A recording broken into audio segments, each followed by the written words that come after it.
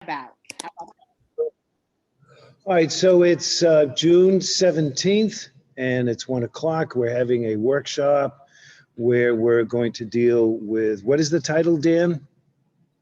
We called it CEPD Operations Strategy. All right, there we go. And present is Dick Pyle, Linda Laird, yours truly, Renee Maville, and Bob Walter is signing on any moment. Mhm. Okay, well, I'm sure you can hear us. So, Dan, is he trying to get on or is he just attending or what? He's in the attendees section. I've sent him an invite to join as a panelist, but it's something he's got to click OK to. Okay. So if he's attending, he can hear at this moment, right? Correct. He just can't talk.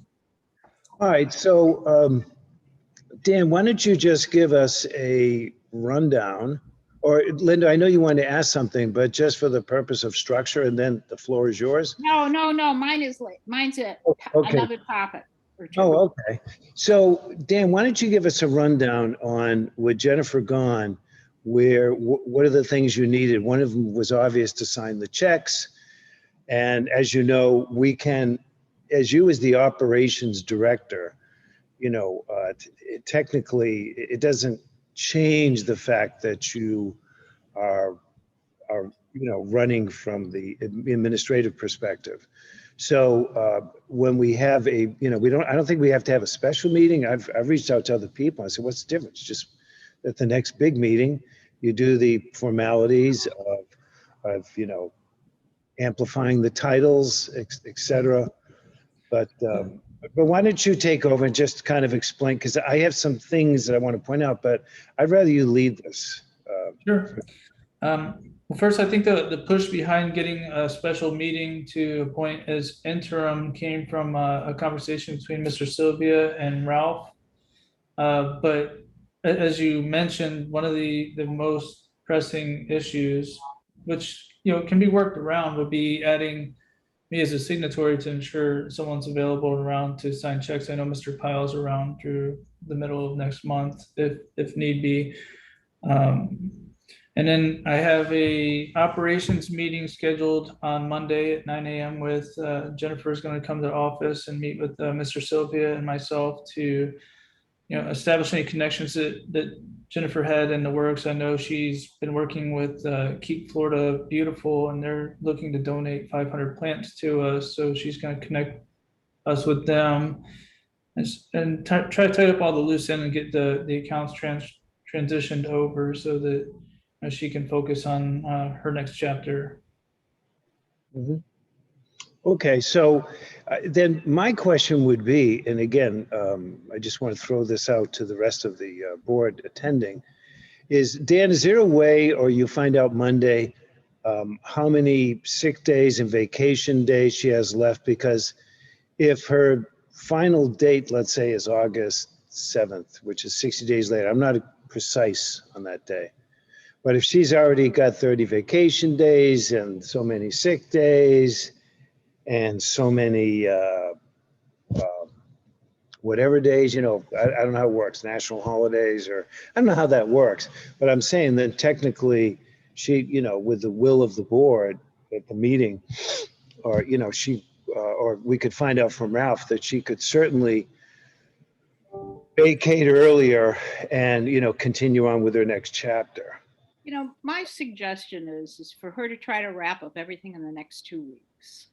Mhm. And then for her to be on call as we need her. But do not ask her to come into the office or anything. Just try to close it.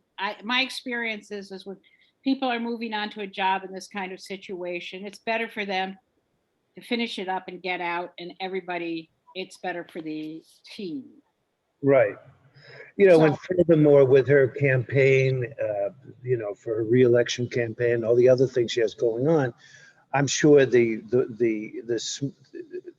nicer this transition can be, the better for all parties. And I don't have any problem paying her then if she remains on call for anything we need her for. Right. After that, how do you other commissioner types feel? This is Dick. I agree with you, Linda, that it's always better to just kind of cut it off and not require her to come into the office and all of those kind of things. I just wanted to confirm, is she in agreement with that approach at all? Or has she indicated, no, I'd like to come into the office?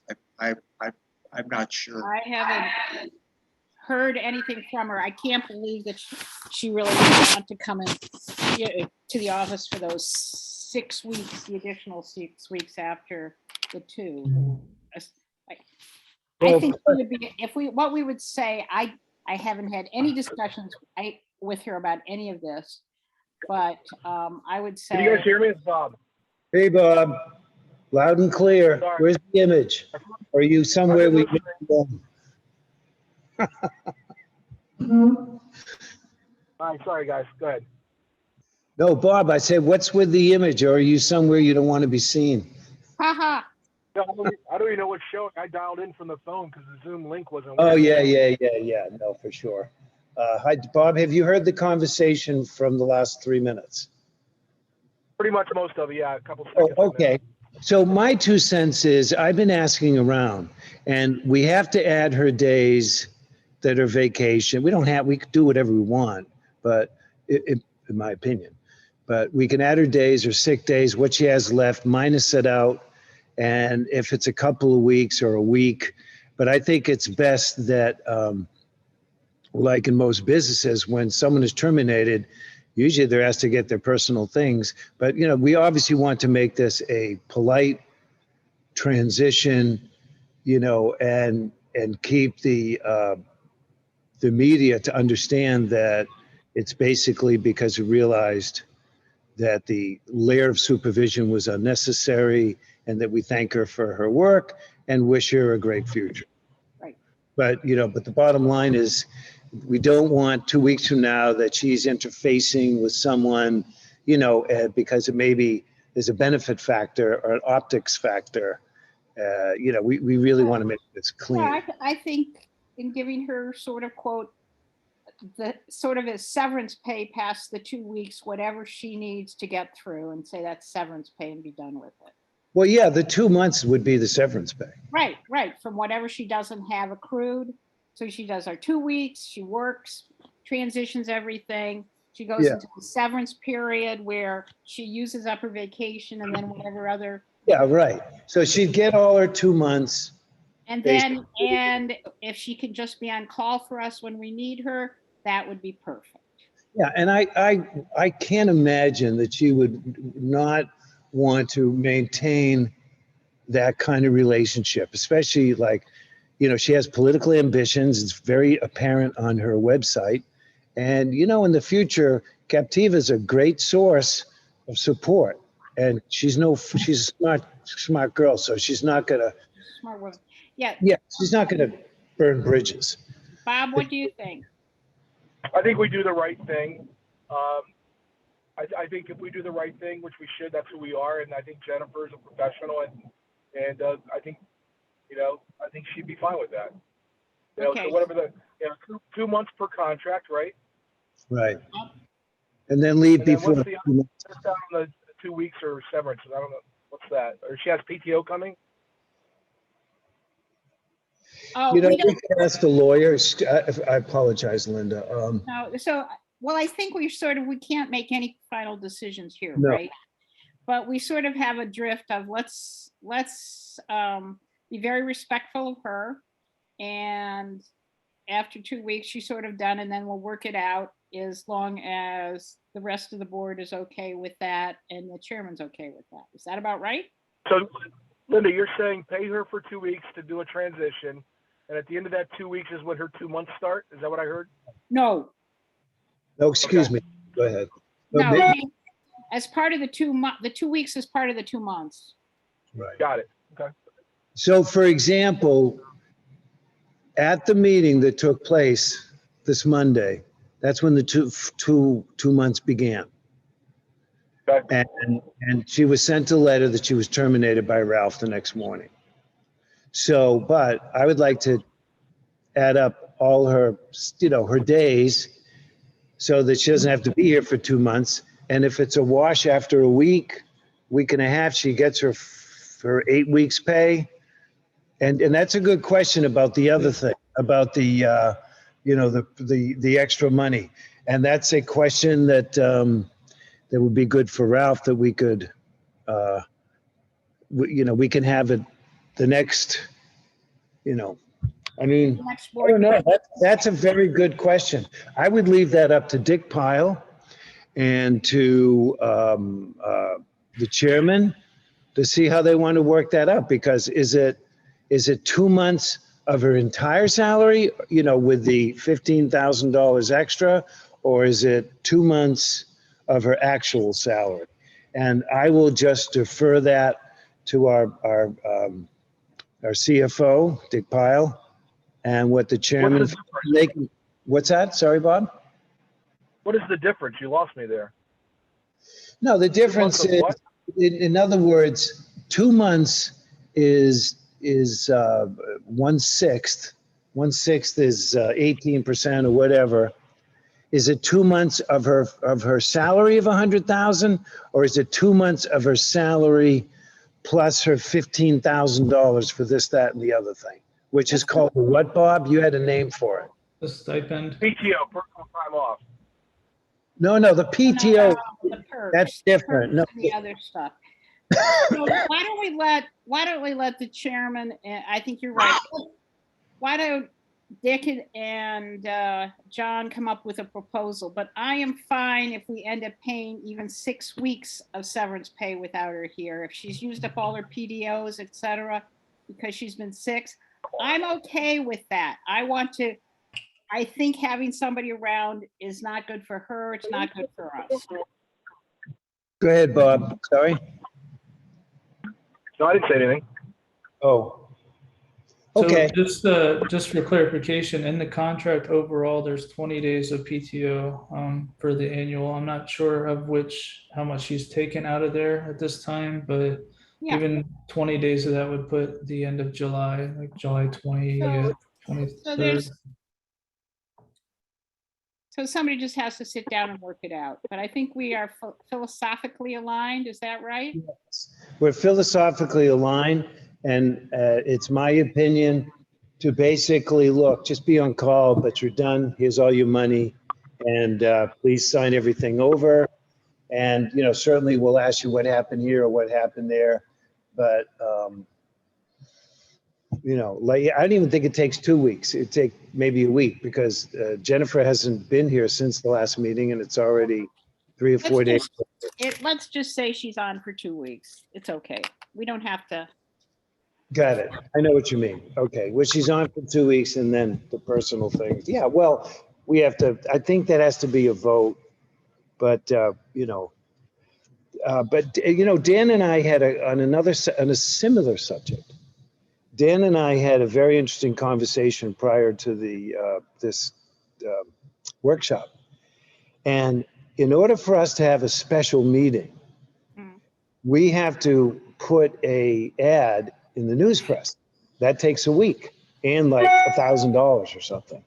And it's not a law, it's in our SOP. So my question is, well, what happens if we violate our SOP? You know, what are the repercussions? And, you know, so we're trying to find, Ralph, Dan, did you, do you have an answer on that? I do. If we violate our SOP and host a meeting that's deemed improper, anything that was voted on during that meeting would be overturned.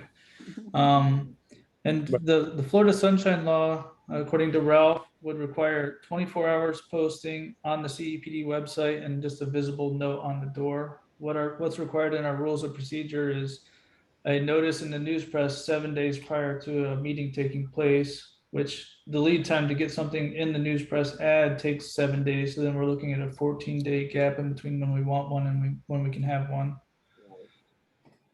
So the issue is, technically, if, you know, according to Ralph, what do we do with Jennifer? Because we're supposed to have an official meeting with a quorum. And according to Ralph, he said we have to put an ad in the newspaper. Haven't So, we posted our annual schedule in the newspaper in the beginning of each year? yeah, but no, but that's for the next meeting in July, Bob. We're talking about if next week we want to clean all this up, and we can't do it because you have to do it in 2 weeks. well, I guess I'm saying the wrong thing, but when we do our schedule each year, it has workshops and monthly meetings. Yes, Don't we post that schedule on the news press in the beginning of yes, the year? yes. Which but- then would fulfill the 2-week period already. Oh, oh, yeah, but at the workshop, we're not, well, here's a question. Can we vote during a workshop if 3 people are physically present? Yeah. No, No, No? No? No. not No. according to Ralph, no. Okay, all right. Why not? I was wondering about that too, because we have a quorum, but we haven't posted it. The reason why is we haven't told anybody we might vote on anything. That's probably why. Hmm. can't we just plan on doing this at the July meeting? And Right. Mhm. And that would be sort of under the old business right. part of the agenda. I We can agree. vote at that time to ratify the arrangement we have with Jennifer. And Yeah. ratify is the magic word. Thank you, Dick. That's the magic word. Okay. And We just float here. We just want to make sure that if we make a misstep, that someone doesn't use it as leverage to right. create problems. And Dan, do you have a good enough?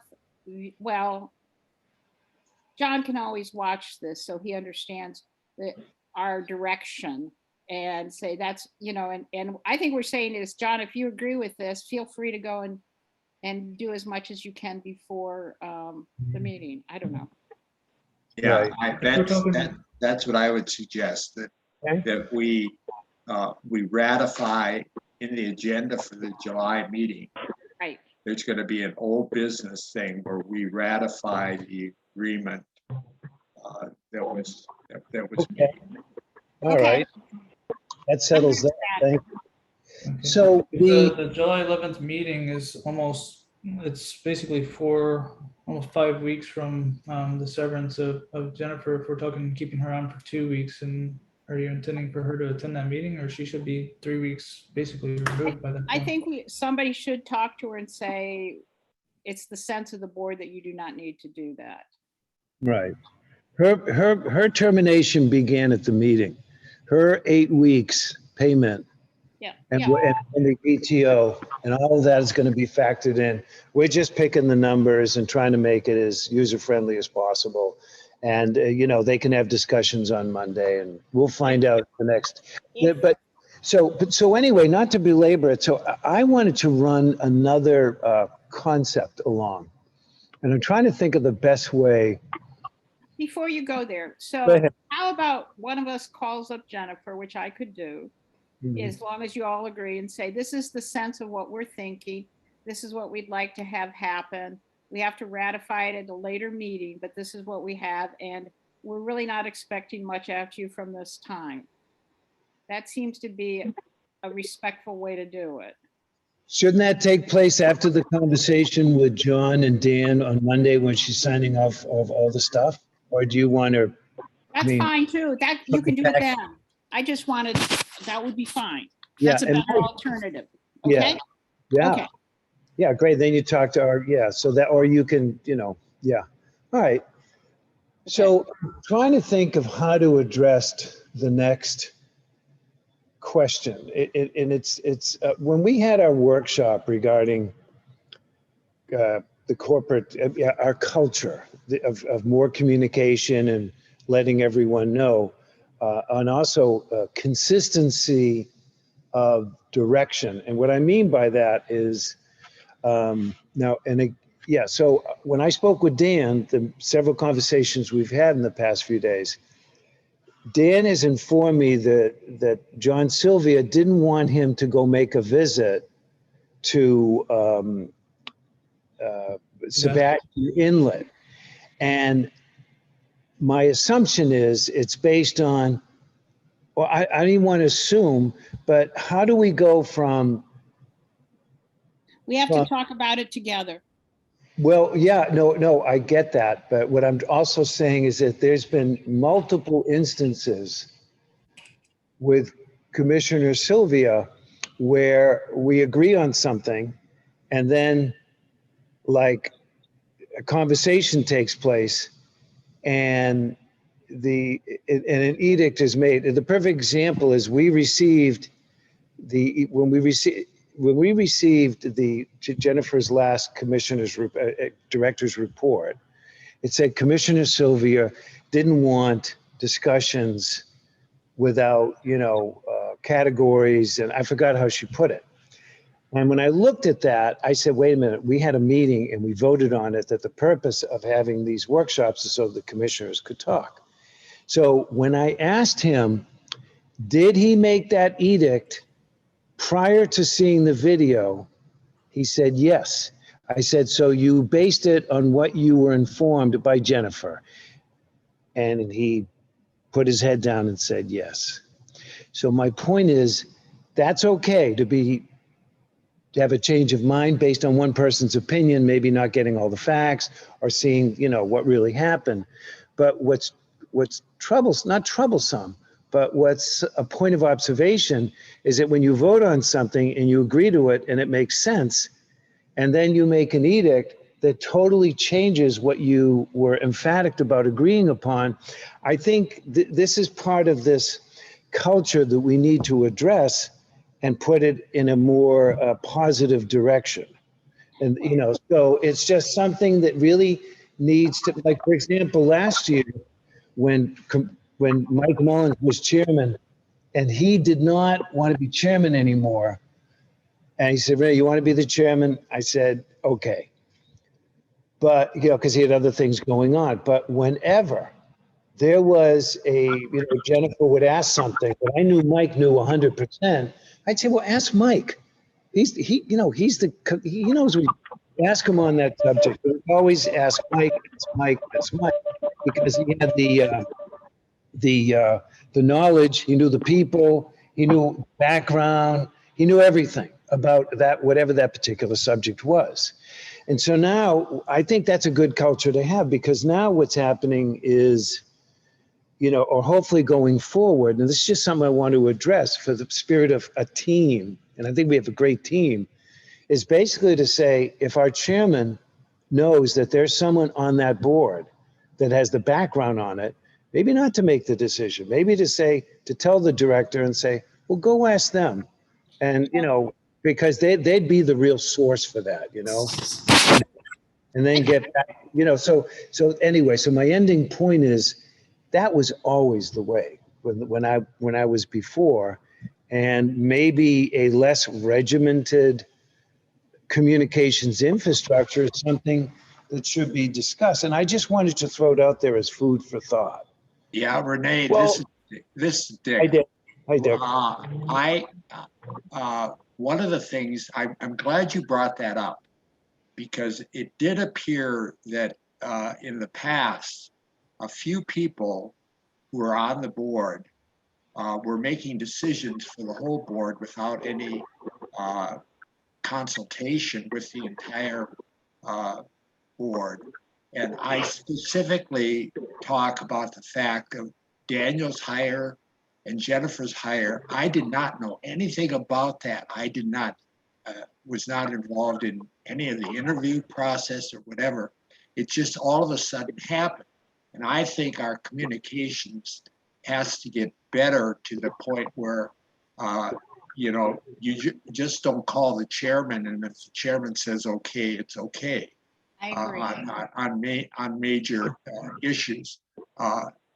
I can't say whether or not I would have, approved Jennifer's hire or not, but I certainly would have liked to have had the chance to interview her, since she was going to be doing that. And Right. I think we should work a little bit harder at making sure that all of the commissioners know what's going on. And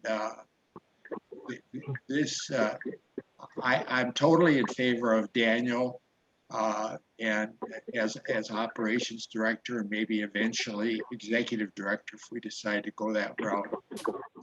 But I certainly would have liked to have had more of a chance to interview people who eventually got these jobs. Same with James, same with the parking lot attendants. We don't want to get into micromanaging, but we certainly want to understand what's going on. Bob, you were saying something? Yeah, I mean, I agree wholeheartedly with Dick, and I wasn't on the board at the time, but it just, listening to Dick say what he just said blows my mind, that those hires were made and the entire board wasn't involved. That's just, you know, unconscionable.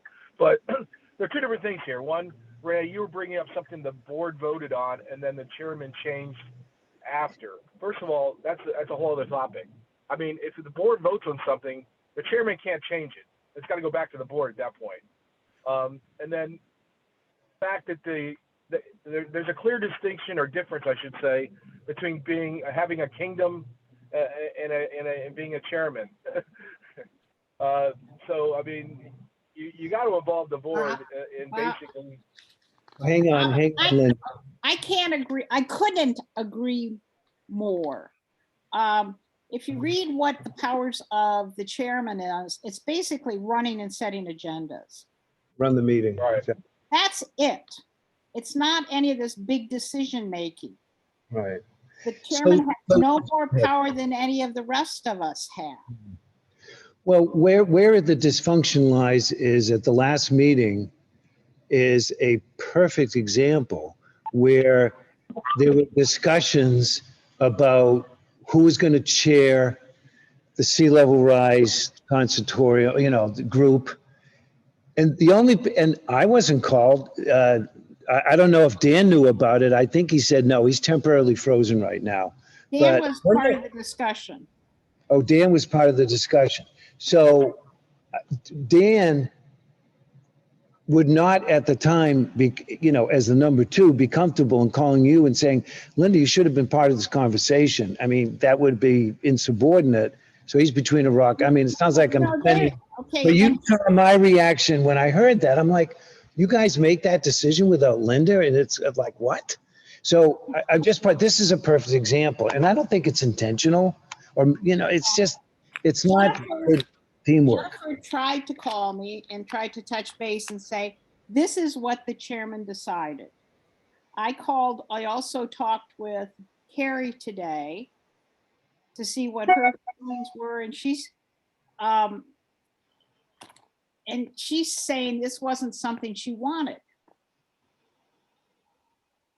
So my suggestion would be that the way to get through it is. I believe that Jennifer recommended to the chairman that that's the way it should be. And the chairman said, I agree, without involving the board. Yeah, and well, I also heard that the chairman wanted it that way too. Whether or not that's true, I don't know, but that's a lot of hearsay. Well, the bigger point. I'm with Renee. I mean, when I heard that the other day in our meeting, I was like, what? I mean, you know, sea level rise, my brain automatically says Linda Laird. Right. I mean, you know, you listen, you earned it. It's yours. I'm not saying, you probably don't want to be chairman of that because let the people do their work, but you're the liaison. We count on you, just like. I want to be more than the liaison, but I think there's some easily workable solutions that if we talk together and collaborate. Yes. And I think collaboration is the key word here. If we all are willing to make the commitment to talk to each other. Right. It seems we are, because we're showing up here. And then we can figure out what we all sort of think is a good solution. Occasionally we may have votes where it goes 4-1 or 3-2, but I want to know what everybody thinks. And if Dick thinks why you vote. Yeah, well, and it's also, if Dick thinks this is a stupid idea, I want to know why, or so-and-so, or so-and-so, or I think we should act as a team. Right. I think we should all be singing the same music to the public, for example. I want to hear everybody's perspective. Me too. Right. So the big question is, so what can we do about it when the next meeting comes up? So not, you know, hurt anyone's ego or feelings or any of that. I mean, you know, Commissioner Sylvia is very agreeable. I think there's kind of a memory issue. I don't think he's changed his mind and wanted to get away with it. I literally think he forgot that we voted on these types of workshops. And Jennifer, Whoever talked to him wanted to get the result of him making that. Well, Obviously, so, it's so like let's, a Discord. maybe we're not going to know why that all happened. Let's just assume that this is how we work going forward, I guess, is we have our workshops and talk to each I other. agree. And when we think, and I think we should have an open discussion about what the role of the chairman is in our, that's what we would like. I don't know exactly how to do that, guys. Well, I think the role of the chairman, what I was told, was that the chairman is there to run the meeting and to accomplish two very important things. The people that talk too much talk less, and the people that don't talk enough talk more. Oh, who could that be, Renee? No, it's a friend of mine from, he ran 3 different brokerage firms, about 300 employees. And, you know, when I was 1 year the president of the panel, and, you know, that's what he told me. He says, look, when you Right. run, And, you never run a meeting, you know, you're not, it's a democracy, and inspire the people, you know, the people that don't think enough, inspire them to think more. And the people that, you know, like I just said. I think taking more advantage of the opportunity to weekly have a workshop, and that if anybody has anything they want to put up for next week's workshop, put it in the agenda. Mhm. Daniel will prepare the agenda based on that kind of input. And if there's certain weeks that nobody has anything they want to talk about, which I find hard to believe given the confusion that it's going on right now. But if you get a situation where there's nothing people want to talk about, then you don't have the meeting. I appreciate that, because then I think the more communication you have in the workshop setting, the more people understand what's going on. And we're not making any decisions at those meetings, but it's almost by osmosis. It seems to me we're going to come up with better solutions, better answers to what we're supposed to be doing.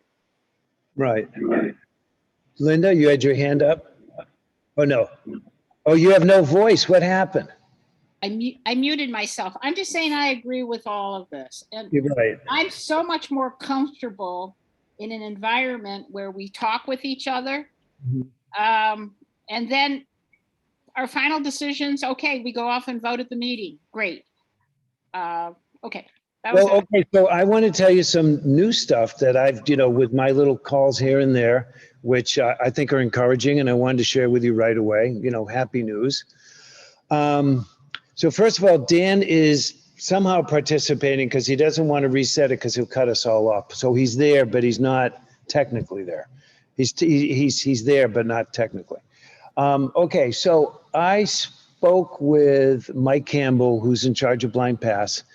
And like I said at the meeting, they have one final, well, hopefully final meeting with the Army Corps of Engineers, and they just have to sign off on it. They don't see too much more before the permit and the asking for it. But however, a couple of things. We talked about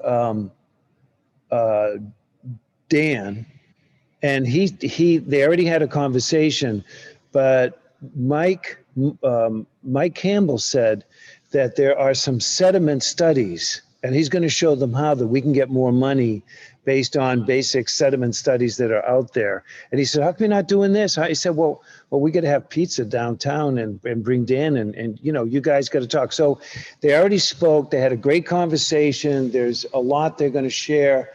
And I just want to let you know that I think the road to more funding, and you know me, I'm always too much with the glasses half full, but Mike felt that there might be opportunities that we haven't seized upon with general beach renourishment. So that's one thing. The second thing is. Are we still on Blind Pass? Because I want to talk about Blind Pass a little bit. Okay, go ahead. Ask your question about Blind Okay. Pass. So I've been thinking about this, and I think Dan did a very good job on the little TV show, the TV It show. was great, very articulate. Are you kidding me? You made Yeah, one he did. boo-boo and I'll tell you what it is. But You want to okay, hear it? but what I think is what I would like to see. I would like to have, and I talked to some more people, some historical people, including like Mike. He believes there was supposed to be in the inlet study. He thought that Sanibel or county or somebody was supposed to build out more of a groin. Mhm. And some of these problems are because of that. What I have the answer to that. It's partly true, but I have a more definitive description of what you're talking what about. I think we should be doing, because I think we need to be speaking with one voice and the official engineering voice, is I would like Aptum to come in and tell us their view as to what's happening. Is this what they said would happen?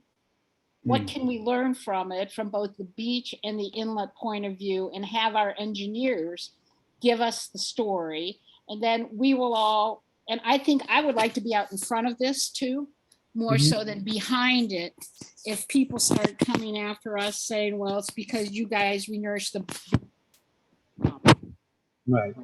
Okay, so the answer to that is there have been designs, modified designs to extend the Captiva groin pointing south. So it deflects the sand, so it goes much more southward or southwestward versus southward, and then filling in the pass a little bit. And also creating decretion of sand on the Sanibel side. So there's two factors there. Yes, that would be the perfect solution. No, I shouldn't say, again, that's my opinion. I've always felt that would be a great solution. But having the right solution and getting it permitted are two different animals, which I'm sure Apton can explain, and so can Steve Patel. And sometimes it's, but that is a very, very good thing. And Linda, I would love for you to, I'll give you the names, and Nicole can tell you, and it would be good for you to develop a relationship with Patel. He's very, Oh yeah, I like Steve and Nicole, and I'm getting to like Nicole as I get to know her better. But and here's from Dan. I agree with Linda. I did contact Aptum and Tom Pirot to get their description of what was happening and if it was to be expected. But I really think that in terms of our responsibility, we should have this as one of the official items in our next meeting, and a review of how we've been doing. Well, now, let me cut you short. So if you remember, No. no, listen, I'm sorry. If you remember either a workshop or a meeting, I asked Jennifer to organize with Dan, with John Sylvia, the new mayor, or not new mayor anymore, Holly Smith, because they decided not to continue the interlocal agreement for more sand on the Sanibel side. And I was informed by Commissioner Kevin Ruane that that's something that needs to be readdressed for a multitude of reasons. One, being that it's more attendees, but we had that, and of course that meeting has not happened. So this is one of the integral factors of reinstating perhaps that interlocal agreement, simply because had Sanibel been part of this beach renourishment project, sand would have gone on that side, and maybe they wouldn't have to close the beach. So there is some fences to be mended, and that's why it's yeah. So it has been in play. That's all I'm trying to say, Lynn. I'm not saying that at all. I'm just saying. But it hasn't gone anywhere. Can The we? suggestion was made, but nothing's been done about it. Okay, well, what do you all think, you other two, Bob and Dick, what would you think about having Aptum come in and tell us their view of what happened? I'm totally in agreement on that, and I think the timing is definitely right, because it's become very much of a vocal discussion because of the fact that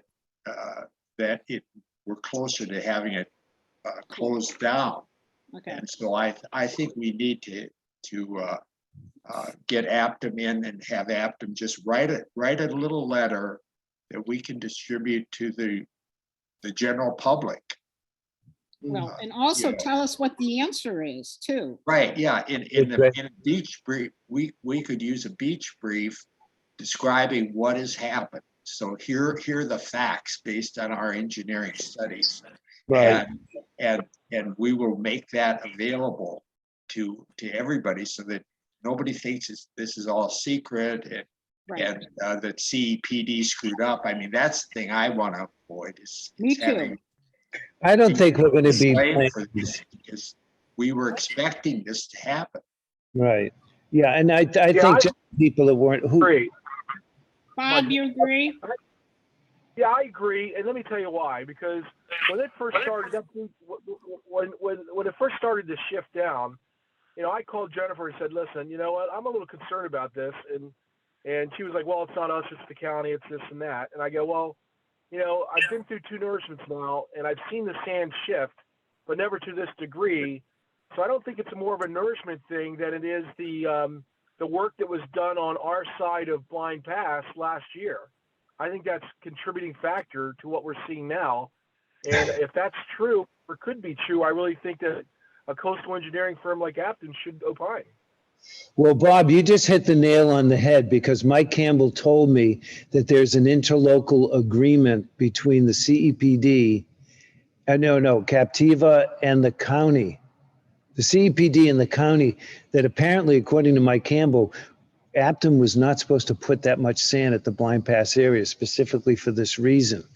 And Mike asked Nicole what happened, and I forgot what the answer was, or there was like not really an answer, but there might be a little bit, and we love Apton, but there might have been a little oversight. You know, and if we screwed up, we screwed up, okay? Right. Nobody's perfect. And we'll Right. say, oh, we put too much there, that was a mistake. Right. Yeah. And just own up and Right. I mean, the good news is that again, Lee County is Mike. I use Mike Campbell is in charge, so that's why I keep saying Mike. So this is his Blind Pass is his project. So he's saying that he hopefully this week or next week he gets the final one on face-to-face meeting. Doesn't expect any more meetings, and he'll get back to us with an exact report. Yeah. So, and also keep in mind that it is the lowest tides of the year, so it looks awful. But it is what it is. But again, we can. There is usually they say success has many cousins, and failure is an orphan. This is the opposite. This is but the thing is, it happened. So what? We're going to dredge it out, and there's still plenty of fish there. And that's all fine. But I think we need this definitive engineering view so that we can. Yes. Okay. We use that as our Excalibur, our sword of Excalibur. Yeah. And if there's mistakes were made, mistakes are always made. Yeah.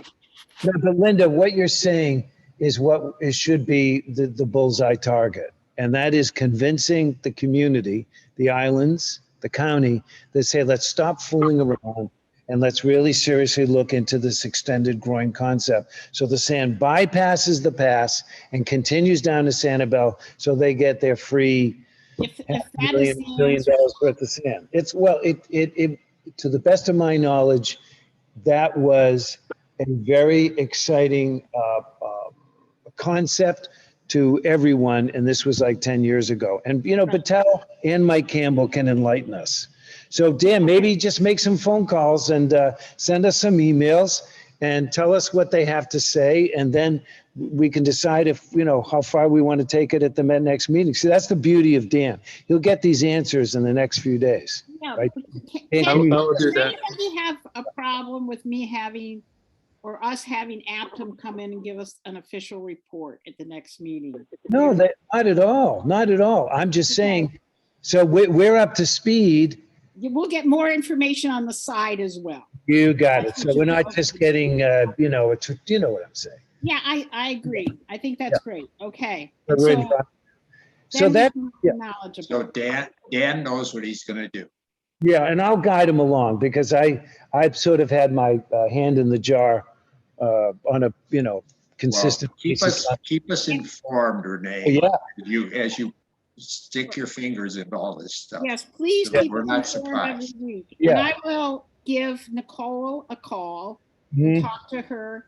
mhm. And what I want to be part of a board that is like this really stand-up guy board, like we're here, Right, in charge of this. Here's what's going on. The public can come in and listen. Yeah. Okay, this is what's happening, and Oh, good. we've got it. No, it's But an act of good. now, It's- Linda, why don't you hold off for just a little bit and let Daniel get the information from Nicole that we're looking for? And also let them get well, today's Thursday.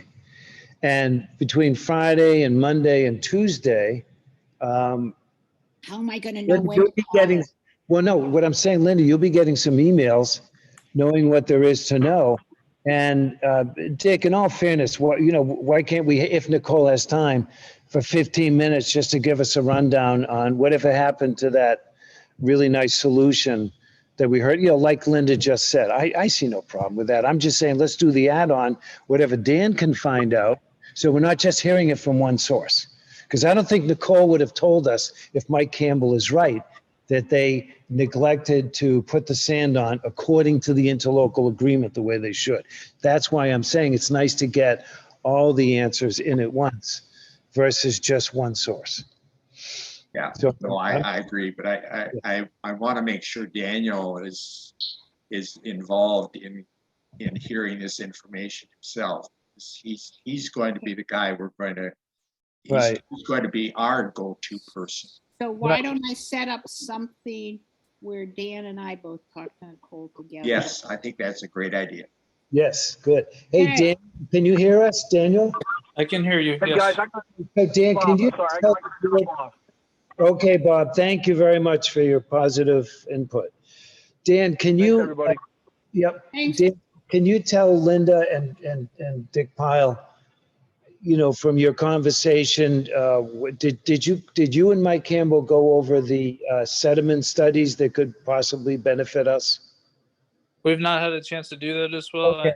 At this point, yes. Yeah, okay. So the next question is, there was some confusion, and I went ahead and said, no way, that Steve Battelle was saying, okay, so you're not asking even for Bill Strong's original cleaned up version with the extra 60,000. And as you can see, Dan went right back to Steve Battelle and said, no, we're still going for that because we had already done it the way you had asked.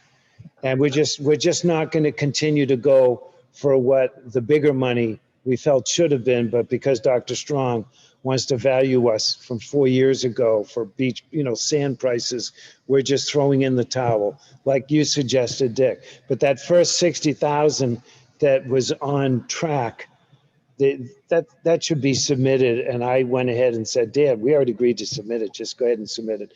And Dan, why don't you just tell us what Steve said? Nothing negative, but just so you guys are in the loop. You all. Sure.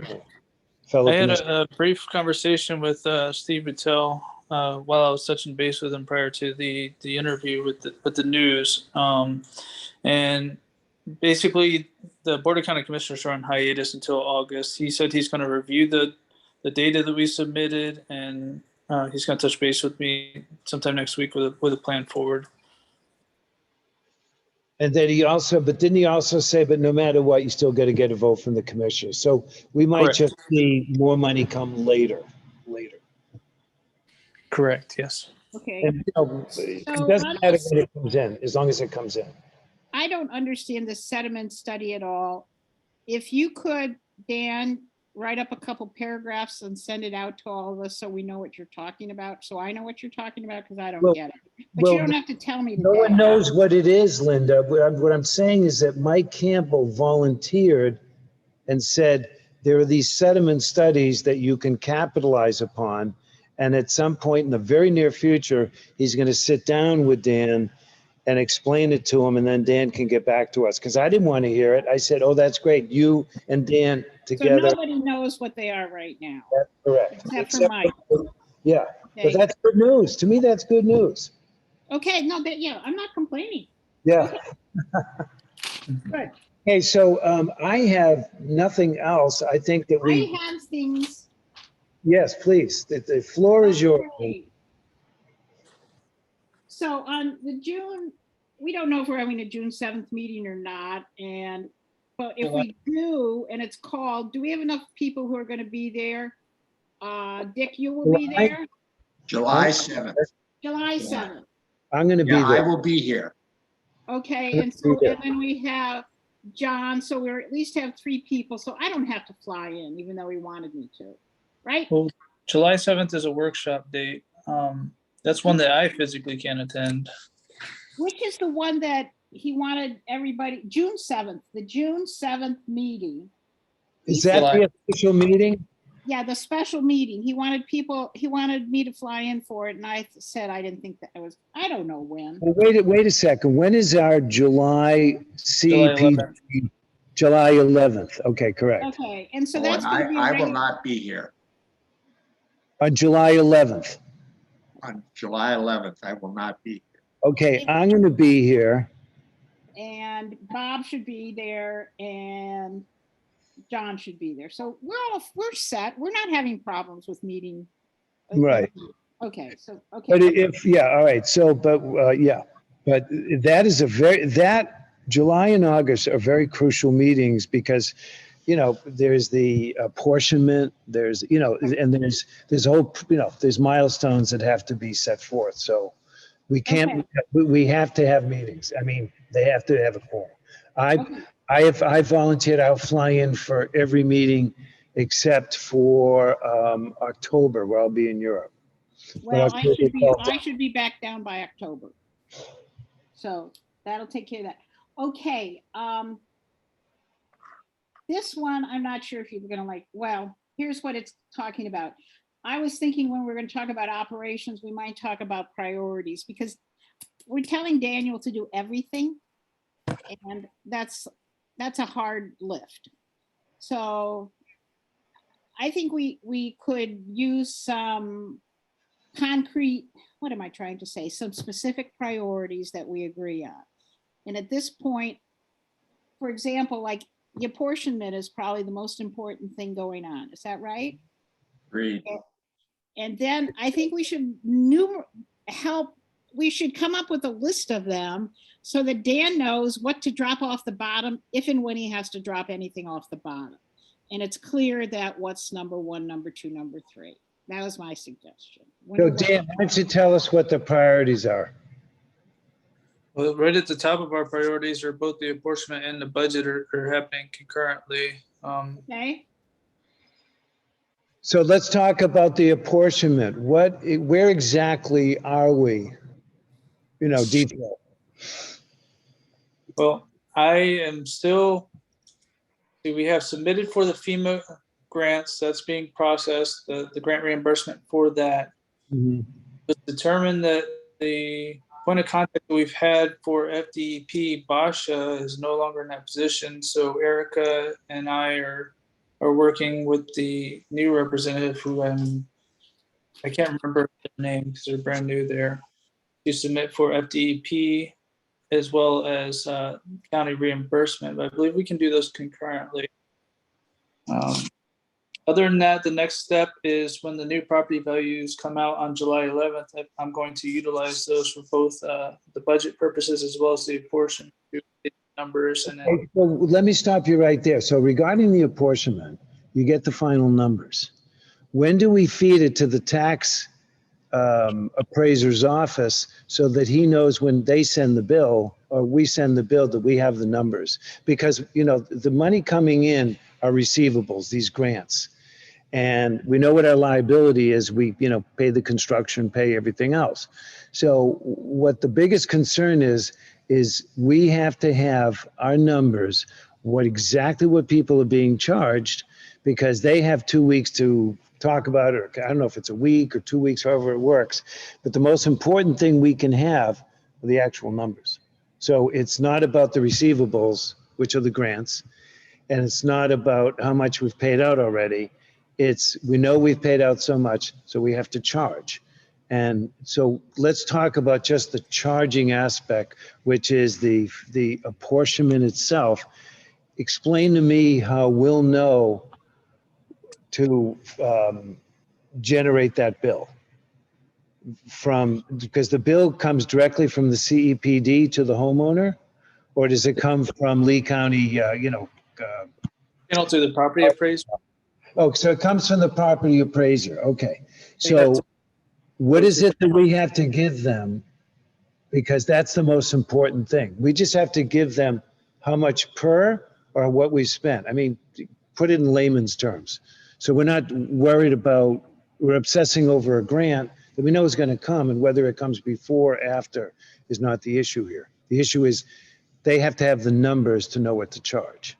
So So- the amount of grant revenue that we receive is going to generate the local bill, which ultimately is going to funnel down to the millage rate. So what we have to supply the property appraiser with is the millage rate to assess to each property, which we, in our timeline, we're anticipating finalizing that at the August 8th board meeting. Okay, so that's a big meeting. And then at August 8th, we have 2 weeks to hear anyone's concerns about it before it becomes official. And then we vote on it in September, or it's just submitted. Or if we want to make a change, we'd have to have a meeting. My understanding is the August 8th meeting happens. That's the final. We'll hear any objections at that meeting. And then the commissioners will make their decision. Meeting. So there's no go back or workshop or anything like that. We have to just make the decision on the spot. So if there's any change based on a decision, what would occur? It's August. So, in a perfect world, because we send well, wait a minute, I'm a little confused now. It's July, it's the next meeting. There's no discussion of apportionment. And then in August, we give the final apportionment numbers? Well, once we have the updated numbers of the property values, we Yes. should workshops during July to discuss the apportionment process. That the methodology that we're using isn't changing. The hard numbers should be the only thing that changes from what was agreed, Beautiful. unless that I'm not tracking. Right. And then actually, people can even participate, the public could hear the workshop and not just wait for the final meeting if there's an issue. Absolutely. And we have the property owners. I think we're looking at doing that by July 8th. So that'll give me 7 hard days from when the property values are put out from the property appraiser to update all those numbers, generate the letters, and get them printed out. And it's going to be a hectic first week of July. All right, can you, it's going to be hectic. Maybe that would be a good opportunity. Let's see, well, you have James and, who generates the letters? I do. Okay, so are we talking about stuffing them in an envelope and licking the envelope? Stuffing them, or what are we talking? We send the information, the generated letters to Panther Printing. They print them and mail them for us. Right, I remember that. Okay. They do We got to follow up and make sure they got there. And is Panther Printing aware this they're going to get it that day, and we don't want to hear they're backed up or anything? No, that's on my, actually, I've got a task for that at the beginning of next week to contact them and let them know they're forthcoming. Yeah, and not to hear, there's going to be a delay. They're good about it. I mean, that's not a big, all right, good. Now, see, I forgot about that. That's right. Okay. All right. So it's follow up. Okay. Great. That's the big week because it's, the week of 4th of July. I've actually got PTO scheduled for that time. So I'll be working during my PTO to handle that. And then following that, Schedule your PTO then. I'm sorry? If what you need to do is work from home that day, then work from home, but don't schedule your PTO. I've got an out-of-state trip that's on a personal note. I get my kids for 2 weeks during the summer. It just happens to fall during that week. So I'm taking them up to Tennessee for that week. Okay, so you're going to work it out. Well, if there's additional help you can think of, which is what Renee is trying to figure out too, if there's some way that things for you, don't hesitate to ask. I appreciate that. And as Renee was starting to say, it's an opportunity for me to bring James in close and get him up to speed on those things so I can lean on him a little more heavily. Okay, sounds good. Yeah, more on productivity and less on bureaucracy. Okay, so good. All right, and then we have the workshops. That's the most important thing. In July, we're going to really, let's really, if you all agree, let's really focus on a portion and make sure we got everything lined up, everything And good. budget, and budget. Okay, I have one more thing. And Yes. Dick, I so appreciate you giving me suggestions on how, what I'm doing, I can do better. And that was a totally sincere remark, okay? So keep saying it, and you can be subtle about it or not as subtle, but I so appreciate it. I'm not known for that. Okay, Yes, subtle, I don't even know how to spell it. okay, anyway, so next thing. Again, this was again, I was talking to Mike Mullins, and between us, we came up with the idea that we need to spend more time getting grants rather than something or other. Well, he said that. And then I said, well, what about hiring a strategy firm to come up with a strategy for how to do that? And he said, Linda, That's a word. that's what the lobbyists are supposed to do, and you already have that. I wasn't sure they're really supposed to do that, but that's what he said. So I wondered about calling them up and asking them. I know that Applicant is going to be coming up with funding sources, and Carrie's on the periphery here, but asking them if they would be comfortable on working with these other companies or to come up with a funding strategy for our resilience plan and for our projects going forward. So it's not just advocating for us, but actually coming with a strategy of how to do it. Comments, thoughts? Yeah, I do. I actually had this conversation with our lobbyist firm 2 months ago. Okay. And let me just hang up that, it's a landline. Oh, good. Hello. I haven't got a legitimate call in months from a landline. Okay, so what they said was that, well, of course, they wanted to volunteer the services of a professional grant writer. I said, no, we That's got not to. what we need. We need a strategy. No, I know. I'm just telling you what the first response was. So they say, look, we don't write grants. We just get stuff lobbied in legal terms so that you're able to do what you want to do. However, that doesn't mean that they're aware of grants and can point us in the direction of those grants. And then the paperwork just has to be filled out. Now, I am a huge proponent that, and let me put this in sort of a perspective of where someone like, well, Aptum can say, okay, here's a grant, we can fill it out, or Dan might be able to fill it out, or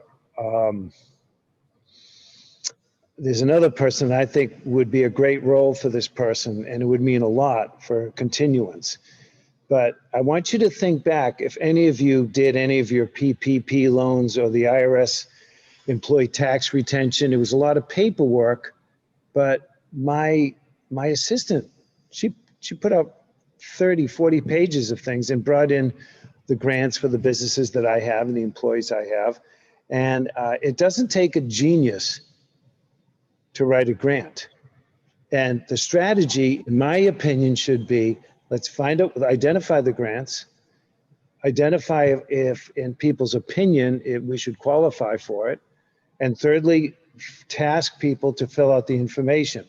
Now, to further, and Dick, I know this is important to you, is that I got a phone call from James Evans a few weeks ago, and it had to do with something non-related to CEPD. And then he volunteered about Carrie to really use her and, take advantage and stuff like that. And my reply was, yes, of course. And we're hoping, because he said she might be really good at grants, grant writing and all that. And that was kind of the original thought process when she was the first person to be, come aboard this team island resiliency that has turned into from one person to two engineering firms. I mean, it's really growing, which is a great thing. So I think if Carrie really wants to shine and really stand out and show her value to this current equation, Linda, I would love, and Dick. I don't think she's got the strategy. Okay, what I'm thinking of is Bright Waters, and they've got Noah Valenstein figuring this out, going into talking to Kevin Ruane, figuring out the money's coming here, the money's going there. What do we have to get in front of here? What's this over there? That's what Bright Waters is doing for South Seas. I want somebody doing that for us. That's my idea. Okay, then you should. Why don't we hire Bright Waters to do it for us at the same time? Well, then why can't our lobbyist firm, I mean, if you're saying that, but Bright Waters is also part of their package, because we give our firm, well, I don't know. $6,000 a month. Yeah. Dan just told me. Yeah, I know. Yeah, and I could have told you that too. But I was very adamant about getting them because I knew that they would be very useful getting the bill passed where special districts would be grant worthy. But now is the easy time for them, and they're going to give you the impression they're working on this and working on that because they're on retainer. Right.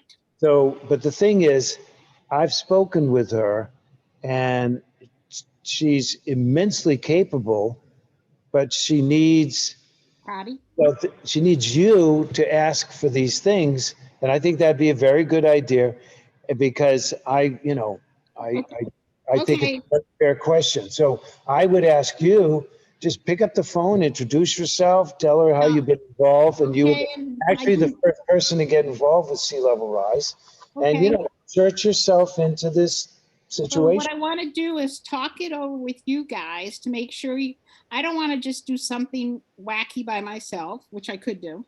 And so I wanted to hear what you all thought of that. You think it's a good idea. Dick, what do you think? Well, I think it is a good idea. And I always thought that one of the reasons that we were paying half of Carrie's salary was that she was going to make sure that we're headed in the right direction. I think she is from a specific what she knows about, but she doesn't understand government and government politics. But she might be able to introduce us to somebody, or we can introduce her to somebody, for example, Becker or whatever. So I think we should take more advantage of Carrie and the Sea Level Rise group. I think Linda, if you're the head of the Sea Level Rise committee now, which I think you are, right? Yep. Didn't we just agree to that? I think one of the Sea Level Rise committee's jobs is to get grants, because the grants are going to pay for the Sea Level Rise help that we're going to be needing. That's where I see the grant issue coming from. I think we've got the every 8 to 10 year beach renourishment program. That's all taken care of. I think we've established we know how to do that. The amount of funding we get every year, every 8 years, is going to be in question. But the Sea Level Rise is where we need the grants, I think. I agree. And Linda, what I would recommend is when you call up our lobbying firm, have a frank discussion and just basically say, this is what we want. We need someone pursuing the grants. Now, we were informed, but you tell me what your role is here. And she'll say, okay, well, we know where some grants are, but we don't write them. You need a grant writer, blah, blah, blah. That's not the issue. Oh, wait, I didn't finish. I didn't finish. Okay. Or the strategy. And you say, okay, so listen, we have someone who is Carrie, and I want to introduce you to Carrie, and you tell Carrie, Carrie, you talk to her and get back to us because your boss, James Evans, is asking us to work with you since we're paying for half of you. And O'Gara originally said, oh yeah, and her job will be to write grants and get us grants and say, so this is where you can be really, really helpful because that way she's doing the Totally agree. Totally agree. so that's the tact I would take. Okay, cool. Okay, That so is it for all my items of Right. the day. I enjoy speaking with you all and hearing what you have to say. great. Dick, anything else? No, I don't think so. We're working on the budget. The budget's going to be very similar to what it was this last year. Some of the goals are going to be the same, but we'll be prepared to present that, what, Daniel, July 7th? Okay, I think our meeting July 7th, our workshop that July 7th, will go through the budget proposal that we're going to submit. Oh, I wanted to throw in my 2 cents about that, just real fast, doesn't require a lot of discourse. But basically, okay, so we know that we have a lot of, oh yeah, actually, yeah, with the budget, there are some changes. We're not having as large a staff as we had. We have a 10% bump in the property values. It would be a good time to reward the taxpayers to show that we are careful with money. And in addition to that, but keep a steady sense of potential revenue. And I think that Dick, you have this great opportunity. There's a lot of money coming in and to continue coming in based on the 30% increase in property values that can only be implemented 10% at a time. So it's rational to consider that for the next 3 years, it would be a good thing to be very generous to the taxpayers without, I don't think we're going to step over dollars to pick up pennies. I think we should give back dollars to put the pennies to work. Yeah, that's my one of the underlying assumptions going to make with the budget I propose is that we reduce the millage rate by about 10%. And generate the same amount of revenue that we did this last year. And I think the visibility of that to the constituents is going to be obvious and easy to show that, Right. For one thing, your millage rate has actually gone down from what Right. it was before. We're still doing everything possible. And it probably will reduce a little bit of the heat we're going to take about the closing of Blind Pass. And Yeah, I think we should and be it's putting, simple math. It's simple math, which is wonderful. And it's not, you don't have to kill yourself trying to come up with numbers. Right. Yeah, and The and I think budget, we should turn out a beach brief on that too. yeah, when it's And, just and get Tiffany to put it in the newspaper, right. right? Yeah, well, when we're ready. the letters go out, there should be a beach brief that goes out at the same time, telling people what the tax situation is going to be. But it is good news, and we've got plenty of fluff in that budget. Like I said, we're still going to be doing the 75,000 to cover carry, which is really great. And overall, we're going to put away at least $100,000 towards sea level rise, things like that. We just need the opportunities to be brought to us to spend some of this money. And on a final note, uh, Dan, you have to, just an FYI, the TDC has been very, well, it's been very helpful as far as, giving us funding and grants. And Jennifer did do a good job with that. We had a good report before, and Jennifer certainly took it to a better level. But just an FYI that Tony Lappy is board emeritus, and that combined, I know half of the board members on the TDC, but all Dan has to do is make a point to reach out to them and in the right time introduce himself. And I think would be very useful, it'd be good optics for Jennifer, is to, whatever relationships that she has developed there, to say, Dan is taking my place and doing a good job, and, take care of Dan, that sort of thing. I'd like to see that happen. I mean, I certainly, I know Tony would and other people would, but that would just an FYI that we want to, make sure. And then the really super final thing is Tiffany had called Dan and asked for the piece of paper I was reading from because she couldn't hear the, things. So I don't have that piece of paper anymore.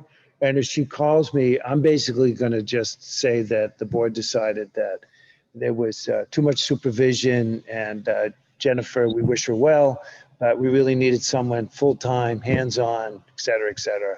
Oh. And it wasn't a good fit. So I'm going to leave it at that. I'm not going to, I don't want to Okay. turn into I don't want Tiffany turning into a hit piece or something. Okay, and this is something I want to talk about when we talk about the title for Dan. And Dan, I thought we shouldn't do it, then I thought we should, then now I think we shouldn't for some other reasons. One is optics and respect for Jennifer.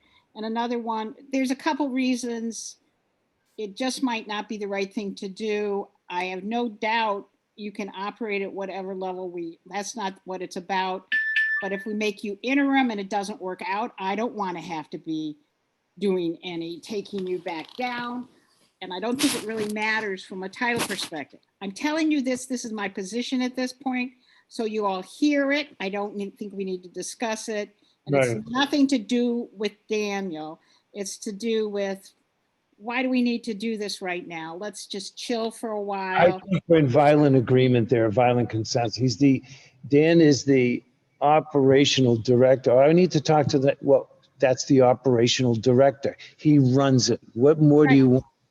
For right now, that is just And he's fine. the CEO. That's it. He's the Let's see what happens. We used to call it administrator. Jennifer wanted to be called executive director, which is why the position was made.